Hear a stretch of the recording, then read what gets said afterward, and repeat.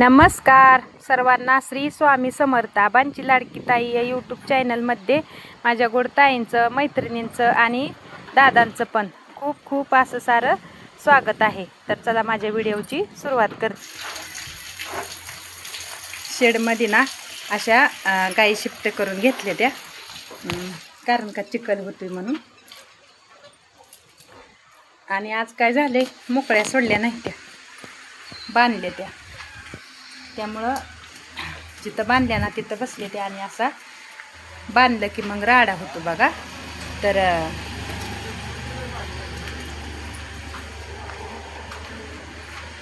आणि इकडचं ना शेण पूर्ण भरून घेतलंय, त्यामुळं गाय बांधून ठेवल्या. कारण का आपला दरवाजा उघडा असल्यावर गाय बाहेर जाते त्या म्हणून.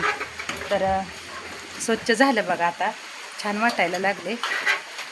आणि वारं सुटलं की असं हडकतं, ओलं राहत नाही. तर पूर्ण शेण आपलं भरून झालंय. फक्त आता इथलं शेडमधलंच एक 10-12 पाट्या शेण भरायचं राहिलंय. आणि इकडं शिफ्ट केल्या बघा. अशा इकडं 4 बसले ह्या लाईनला, आणि ह्या लाईनला 6 बसल्या इकडच्या. आणि ही आपली कालवड, आणि तिकडं रेडी आहे.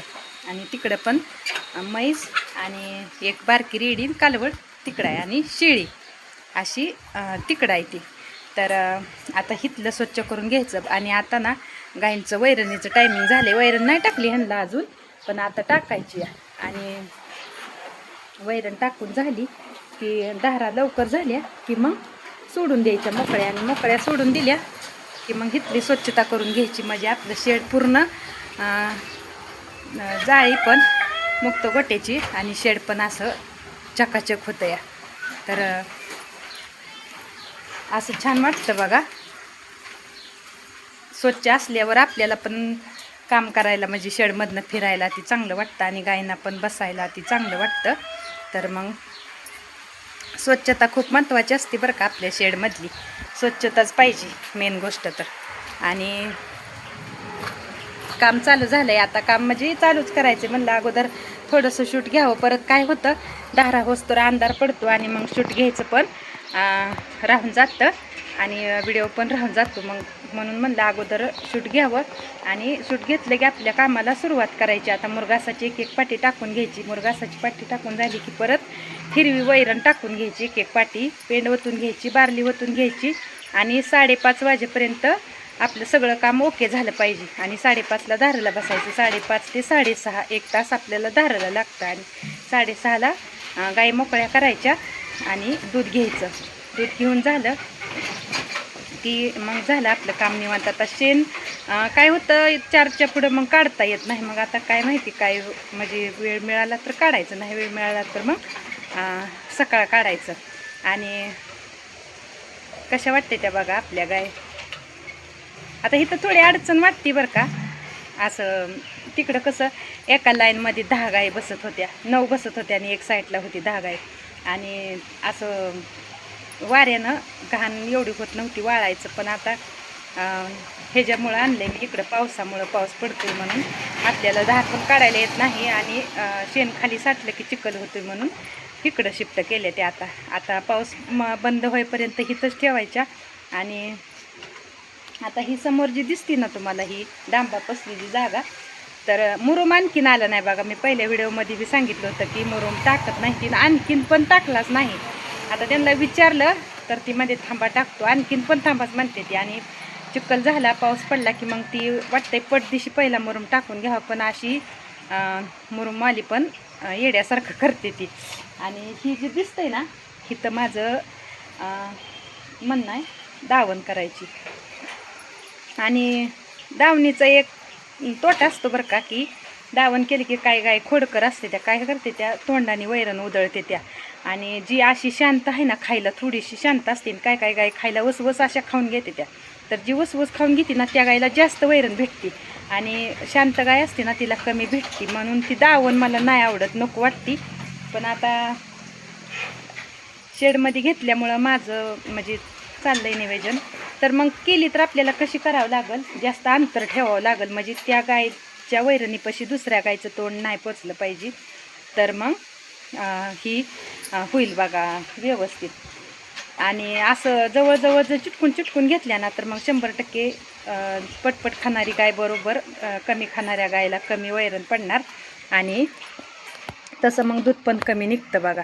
आणि दूध पण असं व्यवस्थित वैरण पेंड खाल्ली तरच व्यवस्थित दूध निघतं आणि व्यवस्थित नाही खाल्ली तर मग कमी निघतं, लगेच आपला तिथं टोटा असतो. तर आता बघा बऱ्यापैकी दूध जायला लागलं आहे, कारण का सांगितलं ना ती गाय पण आता रुटीनला लागली. आणि ही जी पण ही कालच्या व्हिडिओमध्ये सांगितलं बघा, ही गाय एक आजारी पडली होती, तिचं पण आज सकाळी चांगलं दूध निघलं आहे. आता आणखीन फरक पडेल, अजून एक दिवस घेईल. डॉक्टरनी सांगताना सांगितलं होतं 2 दिवस तिचं दूध कमी निघणार आहे. तर थोडंसं एवढंसं जरी असं हलगर्जीपणा केला ना तर इथं आपला लगेच तोटा होतो बघा. हलगर्जीपणा करायचा नाही, सारखं असं लक्ष द्यायचं. आणि काय होतं आणि अजून एक खरं सांगू का, काय होतं माहिती आहे का, पाऊस पडला आणि चिखल झाला ना गाय ती ऊच वाटत नाही, नकोच वाटतंय. असं धारा झाल्या काम झालं गायींचं की वाटतंय नको आता गायत जायला. मग थोडंसं दुर्लक्ष झालं की मग बघा इथं माझा तोटा झाला आहे बघा. आता गाय आजारी पडल्यामुळं तिला डॉक्टरचं पेमेंट वेगळंच आणि परत तिनं दूध कमी दिलं ती वेगळंच. तर असं करून नाही चालत, तर लक्ष देऊनच काम करायला लागतंय. आणि आता ही झालं बघा, वारी झाली, काल आषाढी एकादशी झाली आणि आज वारकरी आपापल्या गावाला चाललं. तर लगेच फोन यायला लागले तर की कोंबडं आहेत का, कारण का आता आकाड चालू झाला. तर कोंबडं आहेत बरं का माझ्याकडं, मोठं 3 आहेत आणि बारकं थोडंसं त्याच्यापेक्षा थोडंसं लहान असं 5 आहेत. तर फोन यायला लागलं. आता 2 कोंबड्यांची बुकिंग झाली की कोंबडं आहेत का, तर मी दिलं कोंबडं 750 रुपयाला, 1,500ला 2 दिले. तर पण कोंबडं पण मोठं आहे तर लहान नाही. तर आता तुम्हाला दिसत असलेल्या बघा ह्या का, इकडं कोंबड्या खाते ते म्हशीच्या जाळीत आहे ते त्या, तर तिथं खाते ते कोंबड्या. तर मग आता जेवढं आणि पुरणार नाही तर एवढं कोंबड्या आहेत ना, 5-8 सगळं 8 झालं. एक आपल्याला घरी ठेवायचं म्हणजे 7 विकून टाकायचं, तर 7 कोंबडं पुरतच नाही, तर कमीच पडणार आहे. तर उलट असं होतं आहे. आणि पैसे पण आपलं होऊन जातात. आपलं तिथं काय वायपट नाही बरं का जात की